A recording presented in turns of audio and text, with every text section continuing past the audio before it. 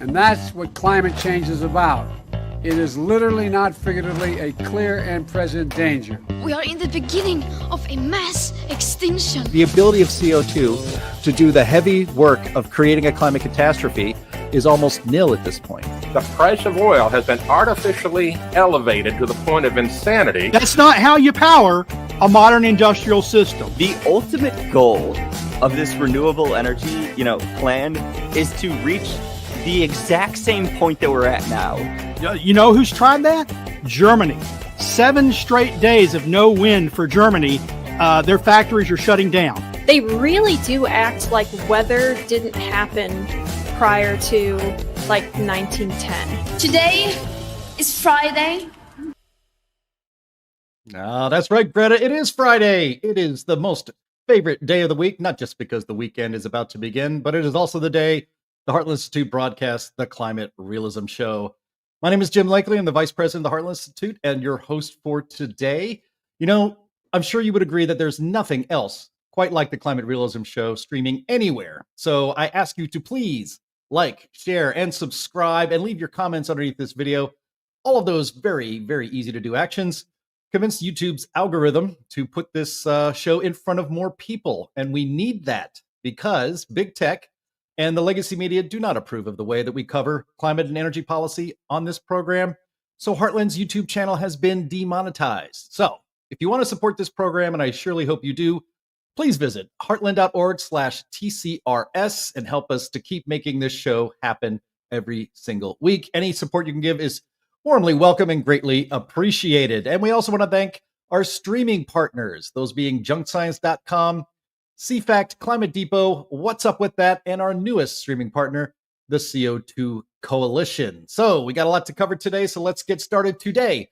We have with us Anthony Watts. He is a senior fellow at the Heartland Institute and the publisher of the most influential climate website in the world, What's Up With That? And we have nobody else on the show today. Unfortunately, regulars... You're just going to have to put up with us, too. That's it. That's right. Just have to put up with just us two. That's right. Linnea is off today, and she's actually quail hunting today. And she said that if she got back in time from this morning's hunt, that she might be able to come into the show. So it's possible she could just slide in here at some point. But I demanded that she show us her quarry on camera to prove how good a hunter she is. So hopefully we'll get to see that today. And Sterling Burnett is also on busy with some other things, so he was not able to be on the show today. And you can see on the slide down there that Gregory Wrightstone was our planned guest today, and he is also not able to make it. So it's going to be just we went down the whole list of people, and basically we came up with just you and me. So let's just make the best of it. We will try to make the best of it. I was so desperate that I even asked Heartland President James Taylor to be on the show, and he couldn't make it either. So that's how desperate we are. But it should be a great time and really informative. And just a little bit of a different feel today. So Anthony, give me more time for ranting. That's right, more time for Anthony rants and Jim rants for sure. So let's just get into it. Actually, what's nice about this, it probably leave us a little bit more time for your questions and comments at the end of the show, which which sometimes we kind of run out of time for. So hopefully we'll have more time for that today. So without further ado, let's just get started with the crazy climate news of the week. Hit it, Andy.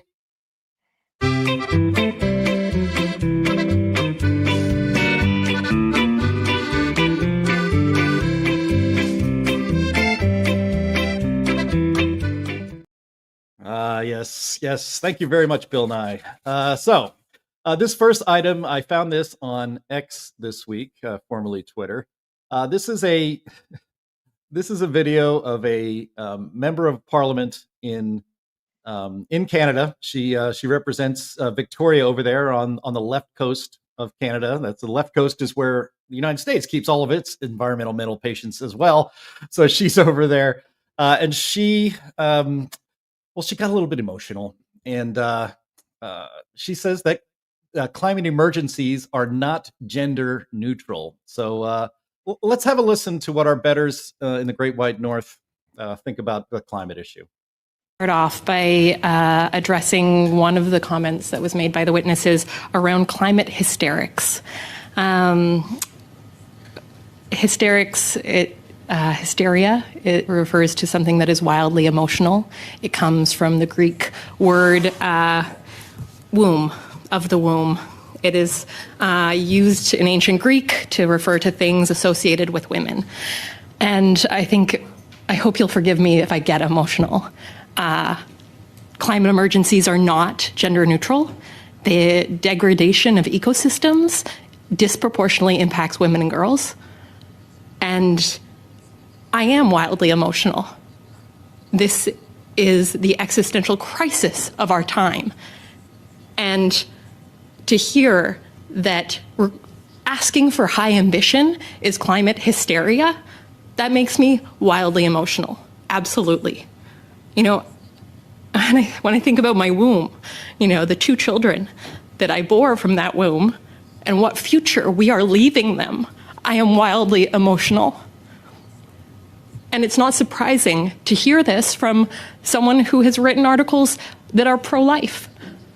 I think that we need to think about the intersection of gender and the climate crisis. And I hope that the people around this table and the people listening will refrain from using language like climate hysteria. We are facing a climate emergency. Now, hold on one second here, Anthony Watts. You cannot say that we're having a climate emergency. Yeah, you can't say that we're having a climate emergency and then not call it climate hysteria at the same time. And so you live closest to, in an undisclosed location west of the Mississippi, you live closest to this poor woman. Maybe you could make a road trip and maybe talk some sense into her and cheer her up. I would have to put on a hazmat suit and bring tongs with me to shake her hand. Yeah. I don't understand how people get their mindset wound into this sort of insanity. I just don't get it. How do you get so brainwashed to think these things? Well, we talk about that a lot on this program and have over the years. I mean, there are studies now that have been done showing that, people being panicked about the climate is causing mental illness in them. It is. And this poor lady is obviously been brainwashed, and I feel sorry for her. I mean, to be that emotional and to be on the verge of tears because there's a climate emergency that we're not doing enough about. Ignorance plus hysteria brings misery. Yeah, and it's all a manufactured thing. It's all in their heads. There's really no physical impact that they can cite that would disproportionately affect women versus men. How she's offering no evidence whatsoever that she is somehow disproportionately affected because she is a woman. None. She's just wildly speculating, and that's the biggest problem with climate activists. They don't deal in facts. And like she said, I'm highly emotional. She deals in emotions, not in facts. And that's the problem. Yeah. I mean, it reminds me of that old saw about the New York Times. Every headline is, Jim had a Jimmy John's sandwich for lunch. Women and minorities hardest hit. It's always, I still try to figure out, like you, Anthony, how it is that women are disproportionately affected by climate change. By definition, the way they tell us, the entire globe is in peril. How is it possible that some are more affected than others when we're all going to die equally, right? I don't know. It's like, I've always said, some people believe that climate change is something that swoops out of the sky and does something very specific, like causes the flood or causes the tornado or causes the hurricane or causes, hot flashes or whatever it might be. It's insane to think that a statistical construct, which is what climate is, it's a 30-year average of weather, temperature, precipitation, the whole deal, right? How can a statistical construct reach out and touch you? It can't. Yeah. Well, we'll see. But I just kind of couldn't resist that. I mean, and it's just indicative. And this person is an elected official in the National Parliament of Canada. It's like, gosh, what are you guys doing up there? Not like we got people like Mazie Hirono in our Senate, and we got our own problems down here. But we'll try to educate her if we can to not be so panicked. All right, let's go on to our Go second. ahead, Shaker. Yeah, let's go on to our second item. This is something of a well, I don't want to show that just yet. I'm sorry, Andy. Show the story there from. Yeah, that's close enough. So this is I call this Bye Bye Birdie Fryer. This is a story from the Las Vegas Review Journal. And the solar plant off of I-15 near Las Vegas faces cloudy future as the units are closing. Now, this is the infamous Ivanpah solar plant out there in the Nevada desert. It was subsidized by $1.6 billion of public money. It has killed in its first year of operation. It fried in the air 6,000 birds, and so untold tens of thousands have been killed since this thing opened in 2009. And that's Andy. You can show the slideshow if you could. These two pictures that I found on X. They're so the way this works, and Anthony, I'm sure, can explain, is it reflects sun from the ground up into the to this tower. But the problem is it gets very hot and these things get very focused. And those white streams you see there, those are birds, or I should say, those used to be birds. They are being vaporized and falling out of the sky. And there's so many of them that this happens to that you can literally see them everywhere. I mean, that's amazing. That's a bird that was in its death spiral as it's being cooked on the way down to the ground. So just a real quick here, and Anthony, you can jump in here for a second. I just want to be sure to give some of the background here from this story. So this solar power generating facility that can be seen from Interstate 15, just across the state line from Primm, Nevada, is set to partially shut down, according to its operators.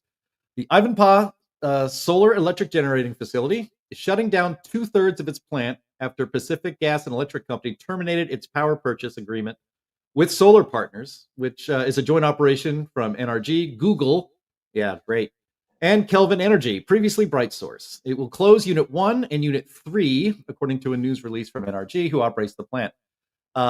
P&G contracted with NRG, who operates the plant, to provide energy to customers in 2009. The agreement was planned to run until 2039, but PG&E decided to end the agreement with the plant owners and essentially just pull the plug. So, Anthony, this is one of the biggest so-called green energy boondoggles of all time, and it was always very good at cooking birds in midair. That's impressive. Yeah. And maybe not so great at providing power.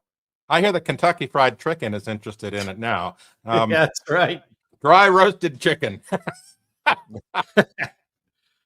My goodness. I've been by this. I've actually been to the plant in Nevada when I was driving back to Nevada. I took a detour and went over and looked at it. And I've also flown over it in flights from Las Vegas to Sacramento and Las Vegas to San Diego. And I can tell you that thing creates a blinding light in the air under certain angles and conditions. And it has been listed as a hazard to aviation. And there's a NOTAM in place about it, notice to airmen about this particular site as being, a potential visual hazard.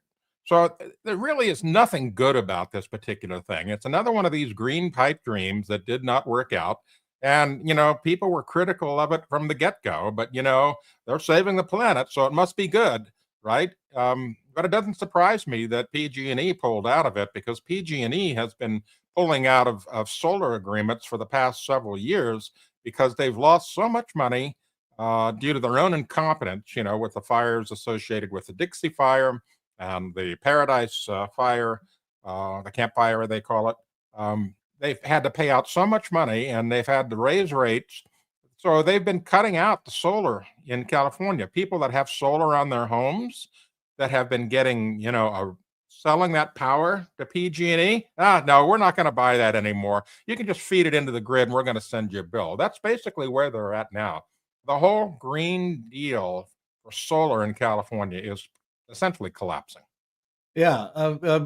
Viewer here, Michael Simpson, says, now it'll be wasteland. How is that environmentally friendly? And that's one of the things that we talk about, again, a lot on this show, is that, the so-called green energy advocates, the environmentalists, they never really are asked or have to be held to account for how much of an environmental disaster their so-called green plans are. That's I don't know. I didn't look it up, but it's got quite the large physical footprint in the desert. I suppose nobody cares about the animals that live in that desert and maybe migrate somewhere. They had to to heck remove with some them. desert tortoises when they put that thing together. What's that? I said they had to remove some desert tortoises from their natural habitat when they put that damn thing together. Right. Yeah. And if but if a raptor dies of natural causes near a coal plant, you're in big trouble. But it's okay to be frying these birds in the air at this place. So yeah, I just thought it was important. I never thought I would see that this week, but there you go. Pretty much the most infamous solar plant. Again, this Anthony, this was supposed to prove to the United States that we could do solar at an industrial scale, at a big scale, and it's been a complete flop. Right. So. Not only that, this whole thing amplifies the disparity, the hypocrisy that the left has. If this was some kind of a plant that was spewing oil into the air and birds were dropping out of the air because they're oil covered, the screaming would be, a cacophony. But no, this is a saving the planet device. So therefore, just a few roasted birds, no big deal. Yeah. Yeah. So, all right. Well, we just thought we'd update our viewers and listeners with that bit of news. It's pretty interesting. So let's get on to our third item. Anthony, this is something that you wanted to talk about this week, and we will have plenty of time to do so. This is a paper from the journal Nature. Extreme heat will kill millions of people in Europe without rapid action, of course. Subhead is climate models predict that the number of heat-related deaths could soar in cities over the coming century, even when efforts are made to keep people safe. Now here it says, let me just read some of this for you, Anthony. You can get into it. An extra 2.3 million people in European cities could die as a result of extreme temperatures, both hot and cold, by the end of the century if countries do not take action to mitigate climate change, according to a study that modeled the effects of rising temperatures. Researchers analyzed temperature and mortality data from 854 urban areas across 30 European countries to project possible temperature-related deaths between 2015 and 2099. They explored various warming scenarios and considered the effects of strategies to keep people safe amidst rising heat, such as the increasing amount of green space and shade in cities or installing air conditioning in homes. Wow, what an idea. The results published in Nature Medicine suggest that heat-related deaths will surpass those caused by cold conditions, even in the most optimistic scenarios, and that temperature-related deaths overall could increase by nearly 50%. Mediterranean regions, particularly in eastern Spain, southern France, Italy, and Malta, are on track to be the worst affected. So, Anthony, you wanted to pick this out. There's a lot right there just in that little bit I read to debunk. So have at it. Yeah, so let me try to unpack this thing. First of all, they're using the RCP 8.5 model to basically make these predictions.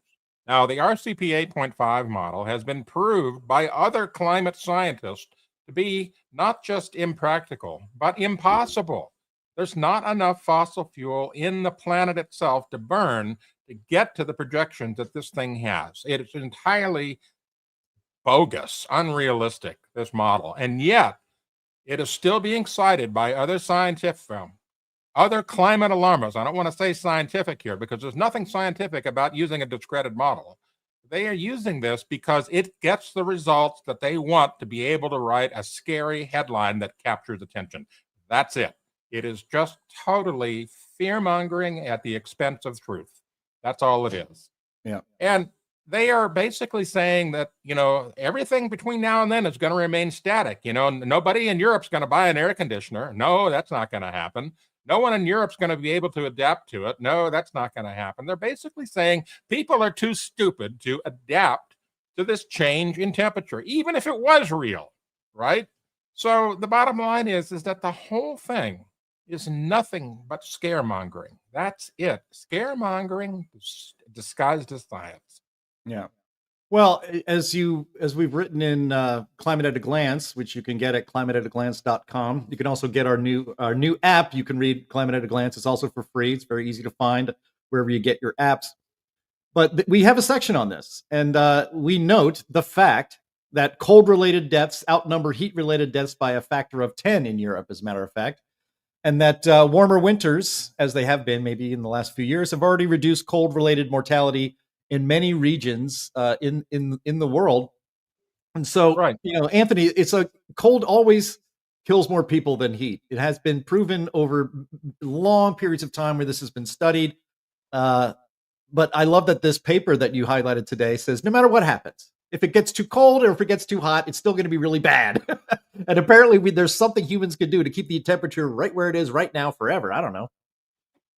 Yeah, it's amazing that they would just simply ignore this stuff. But again, as I said, they're on a mission here. They're on a mission to basically scare you to death that climate change is going to swoop out of the sky and cause more people to be, roasted in the future. It is sad that the Nature Journal has fallen to this level of disinformation, and that's truly what this is.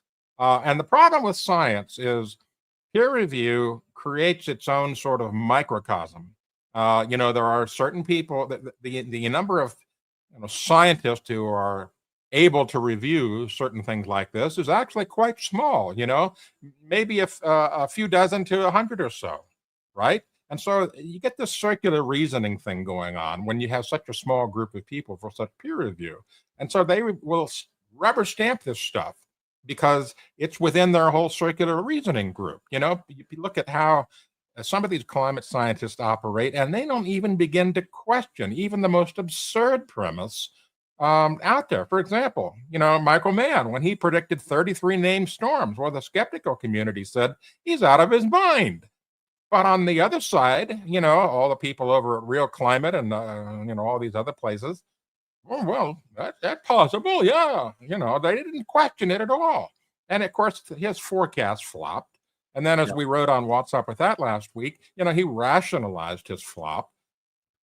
It's amazing. These folks do not operate within a circle of truth. How did he rationalize? I missed that, unfortunately, on What's Up With That. How did Michael Mann rationalize his completely wrong prediction on hurricanes? Well, he basically cited a bunch of weasel words, I guess is the right way to say it. It could have, but it didn't, and so forth and so on. And there was lots of rationalization going on about models and, that sort of thing. Instead of just simply saying, I was wrong, there was this long list of things that was used to rationalize the forecast, even though it was flat wrong. Because, as I've said before, Dr. Mann's ego is so large he can't fit through most doors. He could not admit he was wrong. Yeah. All right. Well, we're gonna move on here, but thanks, Anthony. I think it's great that you pointed this out to share with our audience today. Right here on the screen, for those of you watching, we have a chart that was from that paper in Nature. Looks pretty scary, and that the change in temperature-related excess death rate. And at, I guess, a warming, Anthony, of 4 degrees Celsius between now and the end of the century, that looks like a lot of dead people, but I very much doubt that's going to happen. So, well, the good news is those dead people will still be able to vote. That's true. That's true. That's true. All right. Well, let's. We like to share a meme or a cartoon every week, so let's do that right now. And Anthony, you had found this for us, which is fun. This is surely AI generated imagery, but it's the great Gavin Newsom, the governor of California. A touch of forestry management, a dash of water resource misallocation, a dose of incompetence. When the fire happens, is actually climate change. So he's the world's first climate alchemist. That's true. That's good stuff. All right, and with Linnea not here today, and she will be back next week, we wanted to do a little preview. Good news for Linnea Lueken fans. A whole new series of Climate at a Glance short videos that were such a success last year. I think almost at least around 800,000 views on Linnea's videos for Climate at a Glance last year. And so we have a new series coming out. I think about 10 new videos on new aspects of the climate that are explained very plainly with data and in ways that you can share on any social media site. And they're also, just kind of neat and fun. So Andy, this one, we just wanted to give you guys a little tease. We're going to start rolling them out on Monday and should be one a week for the next 10 weeks. We just wanted to kind of give you a little bit of a tease and what you can expect to see. So Andy, why don't you hit that? This is debunking the idea that we just experienced the hottest year in 125,000 years. Everyone, this is Linnea Lueken from the Heartland Institute, here with another quick climate fact check.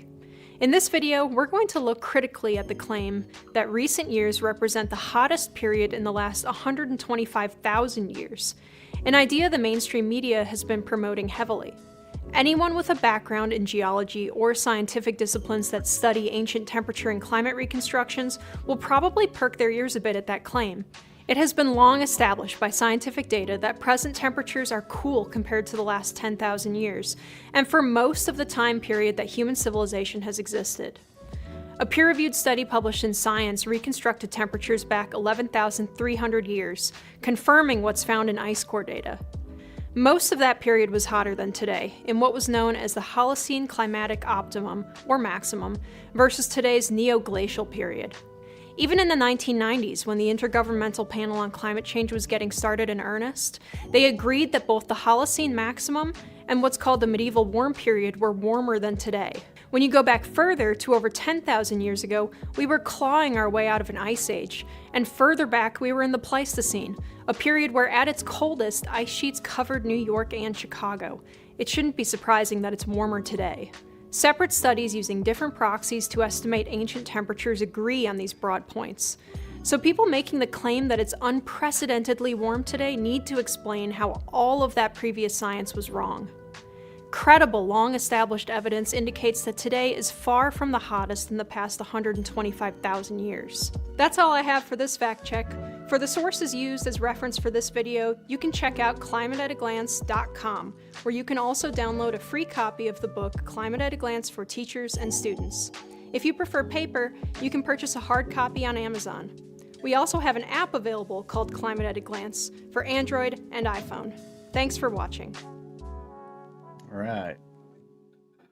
So there you go. That's one that you're going to see. That's not the first one out. So you'll forget all of that in a couple of weeks when we actually release that final video with a nice thumbnail. So you'll definitely. She does a great job, doesn't she? Yeah. I did a lot of work on that particular article for Climate at a Glance, and that graph that she showed there had to have a lot of how would I say it? A lot of cleanup to it to make it simple, because you know how scientific graphs are. Sometimes they've just got way too much detail in them, and they're designed for science, but when you're trying to get it across to the general public, I had to remove a lot of the stuff that was in the original graph and regenerate it. Everything's accurate, but it's I guess you could call this particular graph sanitized for your protection. Yes.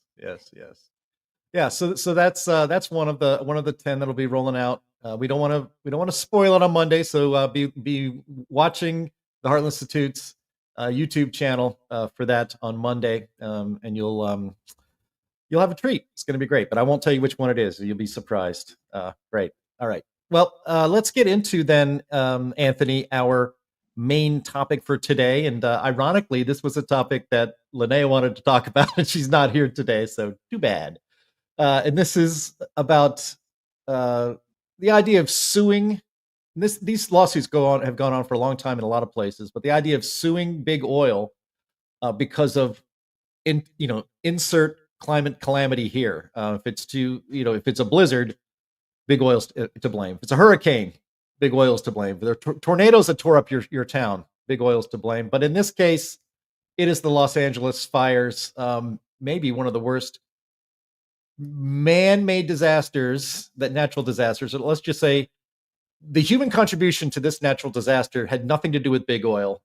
It did have to do with poor forest management and even more incompetent leadership. But let's get into this. This was posted at your website, Anthony. What's up with that? By our friend Charles Rotter. And the headline is California's latest climate lawsuit scheme: sue oil companies for wildfires, ignore reality. So Charles writes, California lawmakers are at it again. They're pushing the boundaries of legal absurdity with a bill that would allow victims of natural disasters to sue oil companies for damages. Yes, you read that correctly. Wildfire victims could now take ExxonMobil to court as if hurricanes and forest fires suddenly started appearing the moment someone filled up their SUV. He has a great subhead, The Legal Logic of a Cartoon Villain. The bill, introduced by 2 Democratic legislators, is based on the idea that oil and gas companies have been deceptively hiding the risks of climate change while presumably twirling their mustaches and laughing maniacally. The argument is that fossil fuel use has, quote, intensified storms and wildfires, costing Californians billions of dollars and even sending the state's insurance market into turmoil. But there's just one problem. This entire premise has already been tried and laughed out of court. Sure, Edling, the law firm spearheading climate litigation, has been slapping lawsuits on oil companies for years using this exact strategy, and guess what? It has failed over and over again. Courts have rejected these cases, recognizing that pinning every natural disaster on big oil is about as scientifically rigorous as blaming your morning coffee for rush hour traffic. Now we'll pause here, Anthony. You can maybe get a first crack here, and we have more we can read from this piece by Charles. But take it from here with your comments. Well, I was going to write this piece, but Charles ended up doing it. Mainly, I couldn't write this piece because I was just too damn mad to write it. I mean, they say don't write while you're angry, because you end up, messing things up, and that's true. This made me really angry because not only is it stupid, it is mendacious. It's mendacious because basically they are using this as an excuse to hide policy failure, and the policy failure throughout California has been rampant. There's just like that meme that we put up a little while ago with Gavin Newsom, a dash of this failure, a dash of that failure, and all of a sudden, boom, it's climate change. That's literally the formula they used to put this thing together. And it is mind-bogglingly stupid that they are pursuing this. Now, it's probably going to get slapped down in the courts because there's really no evidence they can connect to it, none whatsoever. But they will keep trying, and they keep throwing this mud against the wall, the legal lawsuit mud flinging, to see if any one of them will stick. And once they get one to stick, then they're going to use that as the precedence to make a whole bunch more stick. So let's hope that some sanity will prevail in the courts when it finally does get there, and it does not stick and instead slides off like it's Teflon coated. Yeah. Well, I mean, you could probably not, if you were to search in one state for courts that would be sympathetic to this kind of legal nonsense, it would be California. So if it can get, if it fails there, it should fail everywhere, and it really should fail everywhere because the science does not back up these outrageous claims. So let's continue a little bit more on to the piece that Anthony was too angry to write any aside to his friend Charles. Scapegoating, and this is important here, scapegoating oil companies while ignoring the real culprits. Charles writes, one of the most ridiculous aspects of this proposal is that it conveniently ignores other major contributors to California's wildfire crisis. For example, arson.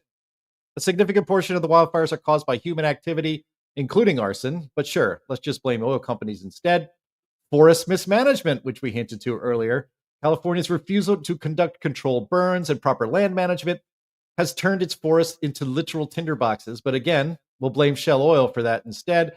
And the utility companies. The bill ironically acknowledges that utilities are already held liable when their equipment sparks fires, but instead of focusing on better grid management, legislators want to widen the blame net to oil companies. Now, Anthony, I know that you are very sensitive to this subject, as you lived and experienced one of the worst fires in Northern Californian history, at least for maybe two of them, the last several years or several decades. And it was, it's because of poor forest management. We have power lines that are just up in the air, and when they could be buried, all this money that is being spent on green boondoggles could be spent doing something actually helpful that would save lives, save property, and that is doing mitigation action, like burying power lines and trimming the forest and all that stuff. Well, get this. Just last week, the California legislature, in a bill that they were putting together for increased forest management, more brush removal, control burns, that kind of stuff. They took out $1 billion from that proposed budget for that particular thing. They took out $1 billion worth of prevention. And, of course, it was all on the left. All the Republican legislators, the handful of them that are left in California, were totally for more prevention measures. They wanted this bill fully funded. The left said, we don't need that. Oh, more money for the bullet train. Let's send it there. Seriously, that's what they're doing. It's like they have no concept of reality. They have no concept of cause and effect. It's like everything in their world is magical somehow. It's come down to that. Well, I think the burden of proof has to be on. Let's just for a minute here as a intellectual exercise, kind of take this seriously. And so the burden of proof on for these lawsuits is to prove that big oil companies, by providing products that people need, like for their vehicles, petroleum is in just about everything that is used in modern life, not just put into your gas tank. But okay, let's just keep going. So that product, which is legal, which is absolutely necessary, and in all honesty, has saved and continues to save countless lives across this country and across the globe, that the fact that they take from the ground and sell this very needed and legal product, that they specifically and alone are responsible for the rise of global temperatures. I don't care if you were raised in California and were propagandized about global warming your whole life. I don't even see how somebody propagandized about global warming their whole life could connect all of those dots and have that make sense, Anthony. Well, that's because, Jim, you are a rational thinker, and you see cause and effect. You see, A plus B equals C. Well, these guys don't see it that way. Like I said, they've gone into the magical realm of somehow carbon dioxide just magically causes more wildfires, and because there's been more burning, more petroleum burned or whatever, it made more carbon dioxide. They have this belief that carbon dioxide magically changes everything. They don't worry about cause and effect. They don't worry about real data. They're only worried about the emotional side of it, as we've seen before earlier in this program. The emotional side is what drives these people to do this. They believe big oil is evil. They don't see it as a necessity. They don't see it as a legal product. They see it in the same realm as the tobacco companies. And that has been tried and time and again, trying to compare the tobacco companies and their product, which at one time was legal, until it was discovered that it caused cancer.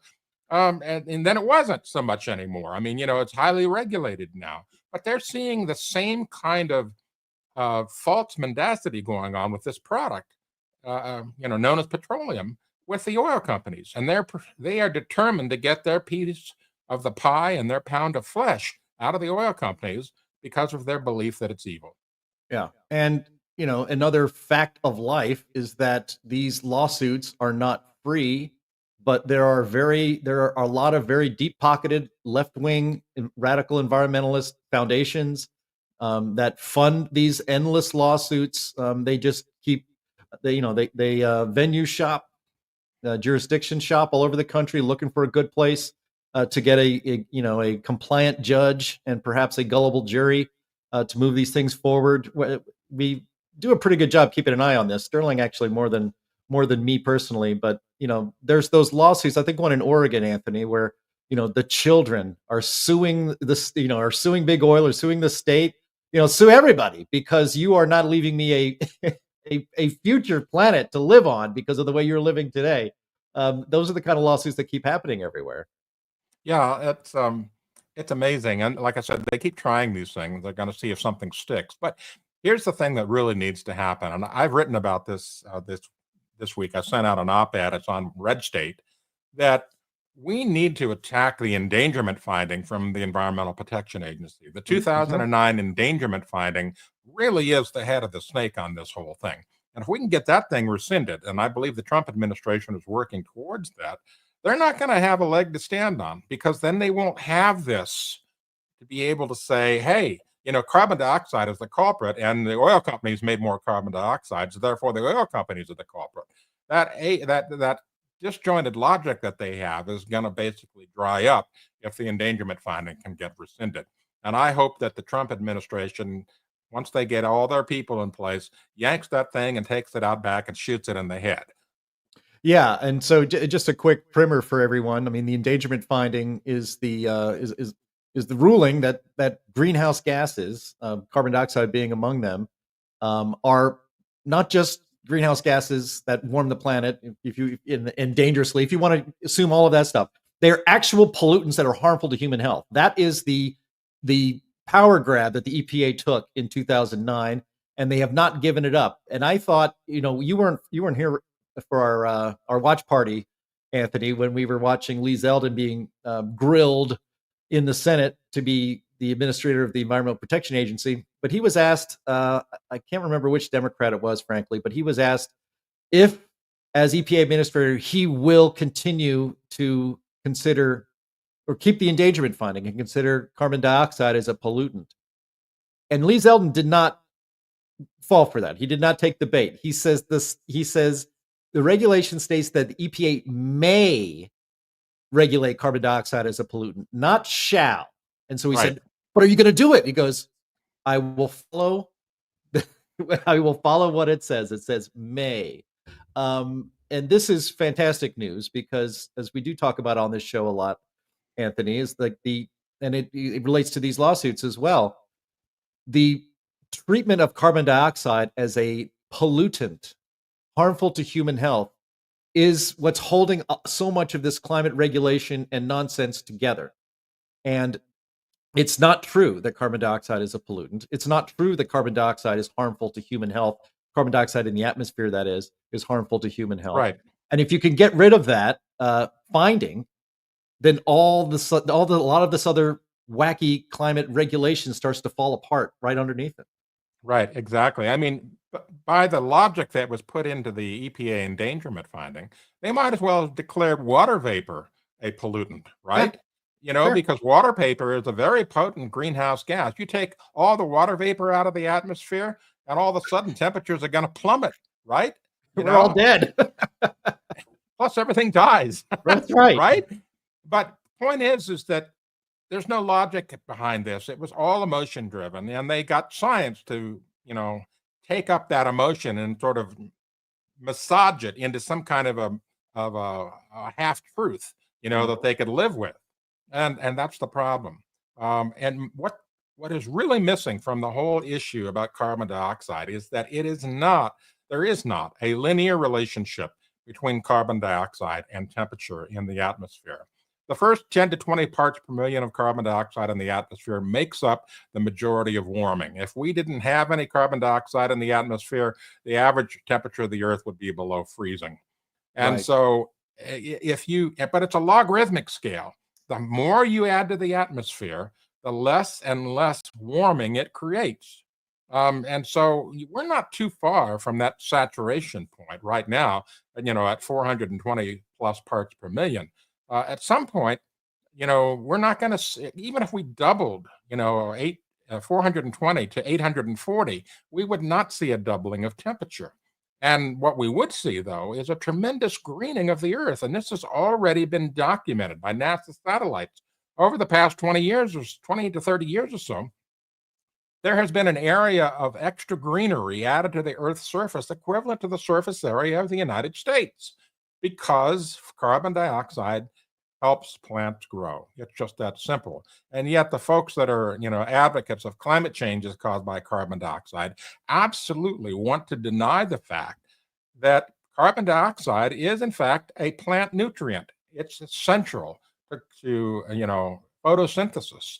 And they want to ignore that, and they don't want to talk about that. Yeah. And, the Heartland Institute is accused of working closely with the Trump administration on their climate and energy policies. And I don't know if working closely is necessarily the right word, but they know who we are. They're familiar with our work, and it does have an impact for sure. And it did the first time Trump was in the White House. And, the Heartland Institute, we're not the only game in town. We have lots of friends and allies. We have streaming partners right here on this here show that are part of that coalition, the Cooler Heads Coalition, as it were, as named by the great Myra D. Bell. And I have to tell you that in the first administration, as we were talking amongst ourselves as climate realists and climate realist organizations, we talked about the importance of the endangerment finding.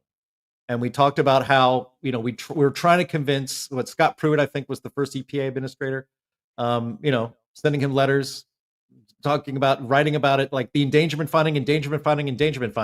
That has to be addressed.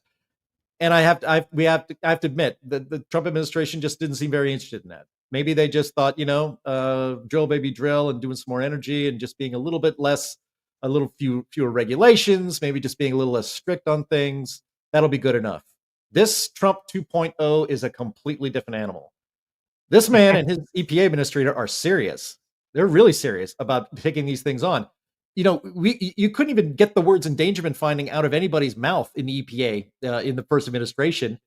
During the hearing, and here I think Andy, did you still have the clip? No, it's gone. It's fine. But in the hearing, endangerment finding is brought up, and Lee Zeldin is like, we're not gonna do that anymore, basically, without saying it. But he says we're not gonna do that anymore. And literally on day one, it's I think on the agenda. It's amazing. It's amazing what's happening in this administration when it comes to climate I've coined a new phrase for this thing, because endangerment finding doesn't really resonate with people. I think it should be called the carbon scare framework. That's really what it is. Yeah, true. That is true. All right. And so, and just for the end, just to kind of wrap a bow on this piece by Charles Rotter in Andy, you want to play that video? Yeah, we have a little bit of time. Let's go ahead and play this from the hearing. Congressman Zeldin, in 2016, in a congressional debate, you said, quote, "There are many different ways that we can be better stewards of our environment. The key is to reduce our reliance on fossil fuels, to become more environmentally friendly, and to pursue clean and green energy." Do you still believe, Mr. Zeldin, that it's our job to reduce our reliance on fossil fuels? Ideally, Senator, to the extent that, first off, I support all of the above energy. No, I didn't ask you that. I said, do you believe it's imperative that we, using your words, reduce our reliance on fossil fuels? Do you still believe that? In considering all factors, in an ideal world, we would be able to pursue always the cleanest, greenest energy sources possible. Well, I'm not hearing you say that you agree with Lee Zeldin in 2016. So that means that we're in a completely different context than for your nomination hearing. Awesome. Do you see the fires in LA right now? Did you see the storms ripple through Georgia and through North Carolina? The threat of climate change hasn't gone away since you said that in 2016. Right. And I'm just worried now your change of tone is politics and not the science, which you apparently did believe at that time. Well, good for us. He changed his mind, Anthony. Thank you, Madam Chair, again. And yeah, Marky Mark, he's got the idea that climate change causes all the weather. Yeah, that's true. So so that was the kind of questioning Zeldin got. He didn't back down. Look, his answer is like, do you really, he said carefully, we just, the cleanest energy we can use, that's ideal. That's what we want. Sometimes we roll our eyes at the all of the above nonsense because you don't need wind and solar, and they're worse for the environment than a nuclear plant, for instance, in so many ways. But this should be the alternative. If I was put in front of that panel, I would have said to Marky Mark, "Hey, how did you get here? How did you get here to the hearing today from your home state? Did you fly on a jet? Did you ride in a car to get here? Those are fossil fuels, right? Well, if they're so dangerous and we need to be reducing our fossil fuels, why didn't you take a bicycle?" That's right. Well, there was a member of Congress from Oregon who took a bicycle everywhere. I don't think he used to have a bow tie and everything. I forget. That was a long time ago. Maybe our Oregon viewers might remember him. All right, so let's head off to Q&A land here with the questions and answers that we now have. Normally, this is part of the show where Linnea takes over and goes through the questions and comments, but it's up to me right now. Here's a question that maybe we can answer, Anthony. It's does Linnea plan to continue energy at a glance at some point? I think yes. I mean, it's not as if it's a dead project, but there's only so many energy sources of energy you can write about in a comprehensive way. I don't know. All right. Let's see. Oh yeah, this from Jerry Palmer, one of our regular viewers. Hi, Jerry. Thanks for being here. Talking about, I guess this is related to the solar plant that we talked about. Didn't they rip up hundreds of Joshua trees too, or was that some other waste of resources? I think it was a different project, but these things are happening, Anthony. Yep, they did. They did, in fact, take out the endangered Joshua trees to put up the solar farm. Yep.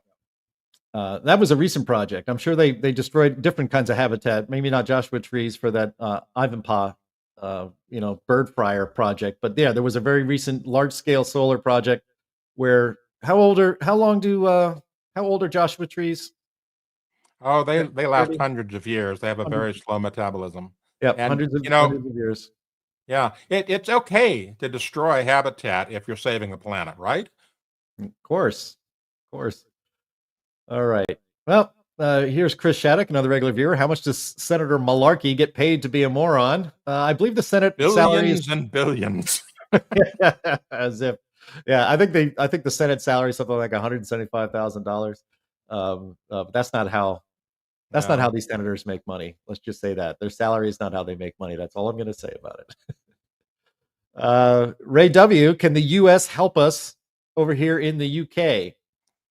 Funny you mention that, Ray. The Heartland Institute actually is helping you guys in the UK. We have we opened up a branch office, is how some of the media have put it. I think that's how The Guardian put it, called Heartland UK/Europe. We had our launch party in London in December, and we are, up and running and making news and informing the folks and scaring the bejesus out of the climate alarmists over there in Europe. As a matter of fact, I read from a story about this in last week's Climate Realism show on how Green members of Parliament in the European Union are, quote unquote, it was quoted in the story, scared that the Heartland Institute is now going to be influencing policymakers in Europe and not just here in the United States. So we are in the UK. You can go to Heartland.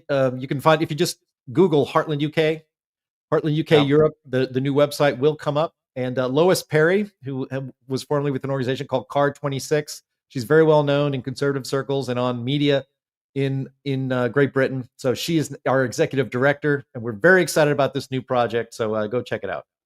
I would add that I'm happy to come to the UK and speak on any topic related to climate change. All I need is a plane ticket, a place to sleep, a plate of bangers and mash, and some Guinness. Yes, sir. All right. What else we got here? Corey F asks, is there going to be an episode following up Davos 25?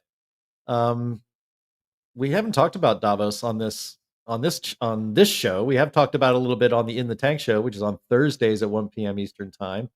Anthony, did you watch or kind of monitor any of the goings on in Davos this year? I can't watch that thing. It's just a giant snooze fest.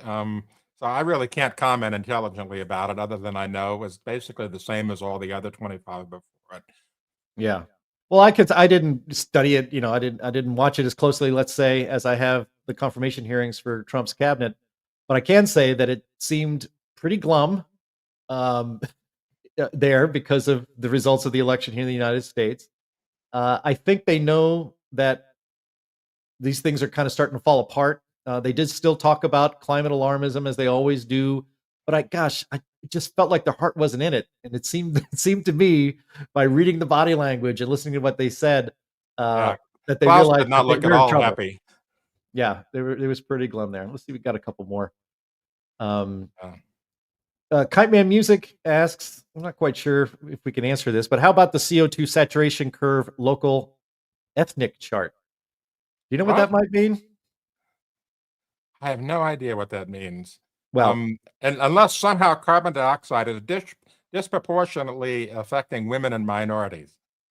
That might be what he's getting. That's right. that might be what he's getting at here. But we don't have it handy. But we do show often on this program, the saturation curve of carbon dioxide. It's logarithmic, and we're basically, where are we at? 420 parts per million or so right now.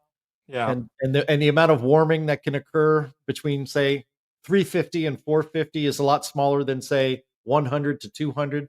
And so the power of the magical powers of carbon dioxide lessen the bigger it gets. Yeah. That graph at the top there, that's off of What's Up With That. That's actually over a decade old, but it's still absolutely accurate. But you can see there the curve over on the far left, when the first amount of carbon dioxide does the most warming, and then as you get further and further up along the top, it warms less as you add more. It's just it's not linear, but the media and the alarmists would have you believe there's an absolute linear relationship between carbon dioxide and temperature. It's just not so. Yep. I learned that firsthand from the late great Dr. S. Fred Singer. He explained that to me, showed me the chart, and it opened my eyes. Like, wow, math. It works. All right.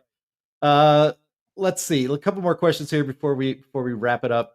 Here is Jackie Layton. Now that Trump has canceled aid from Africa, or I guess to Africa, will they now build coal-fired power stations? That's speculation, I know. It's actually a very good question.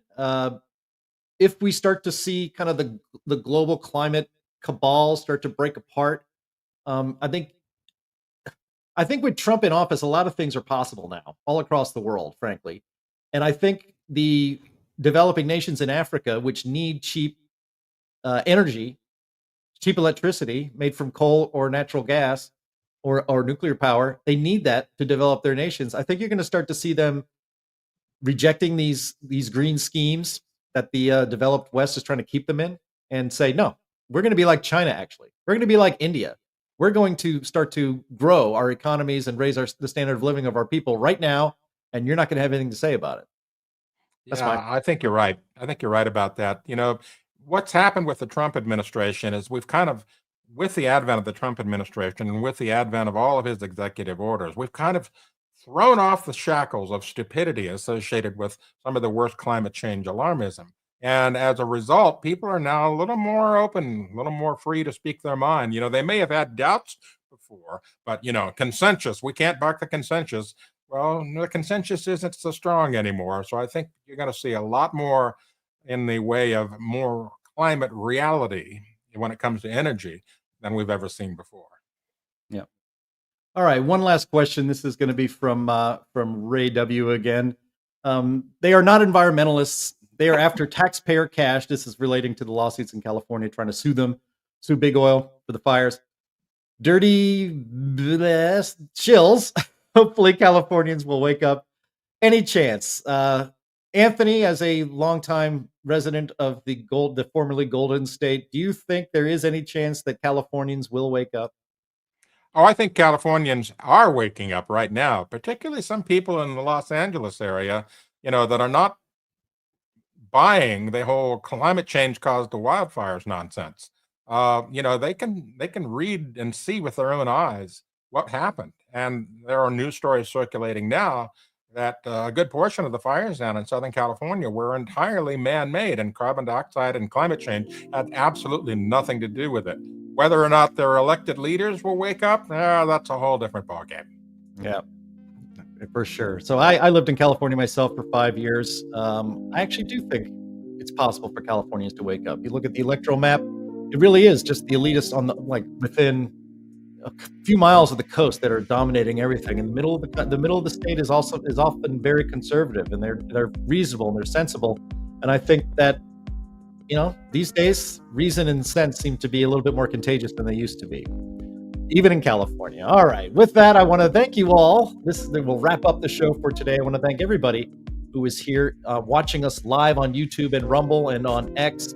Across all platforms, we had more than 2,000 people watching us live today, which is fantastic, especially since it was just me and Anthony, and we were missing the great Linnea Lueken and Sterling Burnett, who will be back, I can almost assure you, next Friday. Always visit some of these important websites. They get a lot of good information on climate issues for you from a realist perspective. That's climaterealism.com, climateataglance.com, whatsupwiththat.com, and always go to heartland.org, where you see all of our work on climate realism and energy. And you can also subscribe to our Climate Change Weekly newsletter. Thank you all again for being here. Thank you, Anthony Watts, for not making me do this show all by myself. And we will talk to you next week. Bye-bye.